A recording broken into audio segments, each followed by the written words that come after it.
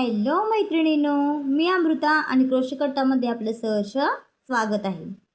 तर काल आपण ही चेन कशी बनवायची म्हणजे साखळी कशी बनवायची ते शिकलो आहोत। आजचा आपला क्लासचा दुसरा दिवस आहे। आज आपण त्यावर सिंगल क्रोशे कसे विणायचे ते शिकणार आहोत। तर चला वेळ न घालवता आपण आपल्या क्लासला सुरुवात करूया। हे बघा, मी ह्या चेन विणून घेतलेल्या आहेत। चेन कशा विणायच्या, साखळी कशी विणायची हे तुम्हाला जर माहीत नसेल तर माझा कालचा व्हिडिओ तुम्ही बघू शकता। ह्या चेन विणायच्या आणि आता असं गुंडाळून घ्यायचं आहे सूत। हे बघा, आता ह्या दोन चेन स्किप करायचे आहेत तिसऱ्या चेनमध्ये। हे बघा, तिसऱ्या चेनमध्ये हे आपलं हुक इन्सर्ट करून घ्यायचं आहे। आता इकडचा यार्न ओव्हर करून इकडे खेचून घ्यायचं आहे।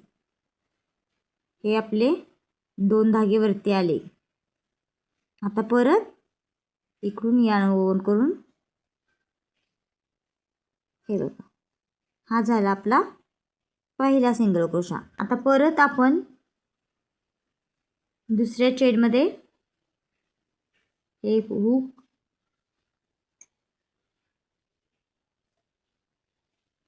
इन्सर्ट करायचा आहे आणि असं यार्न ओव्हर करून इकडून हा धागा फिरवून यातून खेचून घ्यायचा।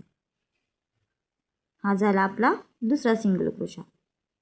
तसेच पुढच्या चेनमध्ये आपल्याला हे हुक इन्सर्ट करायचं आहे, परत असं यार्न ओव्हर करून यातून खेचून घ्यायचं आहे। आता हे आले दोन धागे घ्यायचं आहे। आता हे आले दोन धागे, यातून असं खेचून घ्यायचं आहे। हे बघा, शेवटच्या साखळीमध्ये हे हुक असे इन्सर्ट करायचं आहे आणि इकडून